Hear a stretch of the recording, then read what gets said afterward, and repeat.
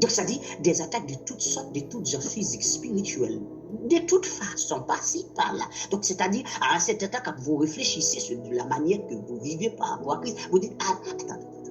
Apparemment, quand on accepte de vivre pour Christ, on n'a pas l'avenir que le monde parle là. Ce n'est pas cet avenir-là que nous avons. Nous n'avons pas cet avenir-là. On dit, je connais le projet que j'ai formé pour vous, pour ne faire non de malheur, avec vous ayez un avenir sûr de l'espérance. Donc, c'est-à-dire, l'avenir que Dieu parle, ce n'est pas l'avenir que le monde parle. C'est-à-dire, vous ne pouvez pas prétendre que le langage de Dieu est identique au langage du monde, puisque Dieu, il parle un langage spirituel pour les hommes spirituels.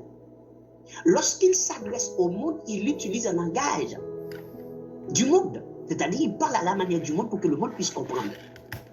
Prenons un exemple simple. Dans Matthieu 19, ils ont questionné Jésus sur le divorce. Et Jésus a répondu dans le verset 9 ce que beaucoup de pasteurs ou de hommes de Dieu ne comprennent pas. Lorsqu'il dit, vous pouvez donner une lettre de divorce, sauf en cas d'infidélité. Et beaucoup de pasteurs prennent ce verset pour dire qu'on peut se divorcer et remarier. Mais la question, est-ce que la question posée, c'était une question de disciple pour avoir une réponse disciple? Parce que n'oubliez pas, nous vivons dans un monde.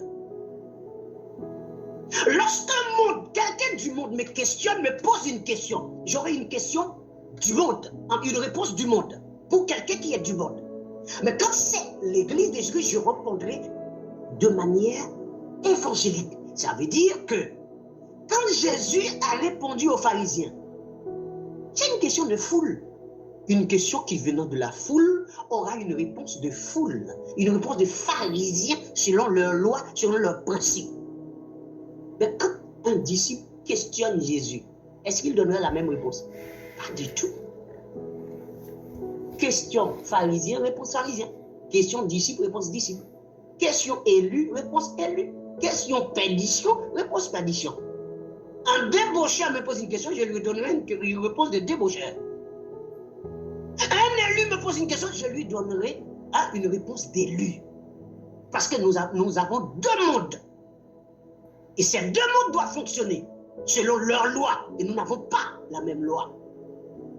Or, la loi de Dieu, les commandements de Dieu ne concernent pas les gens du monde. C'est dans la maison de Dieu qu'on entend des thèmes qui viennent de la loi de Dieu, des commandements de Dieu, mais ce n'est pas dans le monde. Donc, raison pour laquelle, lorsqu'il arrive, c'est une réponse qu'il avait donnée aux pharisiens. Même vous, là, vous n'êtes pas. Est-ce que vous êtes pharisien? Comment pouvez-vous attribuer la réponse qu'il avait donnée aux pharisiens à vous qui prétendez être disciples? C'est-à-dire, vous avez la même réponse que les pharisiens, que les disciples et les pharisiens ont les mêmes réponses? Puisque dans la foule, il ne fait qu'enseigner en parabole. Et pourquoi a-t-il enseigné en parabole dans la foule? Parce qu'il ne voulait pas que la foule comprenne. Donc vous pensez qu'il va dire à la foule quelque chose pour que la foule puisse se convertir et guérir et sauver? Pas du tout. Le mystère reste destiné aux élus, aux disciples. Il faut faire la différence entre une question disciple et une réponse disciple. Une question pharisienne et une réponse pharisienne. Jésus-Christ a répondu de manière pharisiennement dans Matthieu 19, le verset 9. Parce que c'était les pharisiens qui lui avaient questionné. Maintenant, vous devez aller regarder maintenant, quand les disciples questionnent dans la maison, quelle était la réponse de Jésus pour les disciples? Or, la réponse de la maison, c'était pour les disciples, non pas pour les pharisiens. Or, dans la foule, la réponse que Jésus donnait aux pharisiens, c'était des réponses des pharisiens. Donc, ces gens n'arrivent pas à comprendre ça. Nous n'avons pas le même langage. Je vous ai dit, quand on parle, si le monde nous comprend, c'est qu'il y a un problème. Ils ne doivent pas nous comprendre. Ils ne doivent pas comprendre notre langage, raison pour laquelle nous sommes attaqués de toutes parts. De toutes parts. Ceux qui avaient des amis ou des proches, des familles qui se sont détachés avec eux. Ah, je ne comprends pas ce qui se passe. Ah, vous êtes devenus fous. Regardez, ah, je ne comprends pas cet évangile.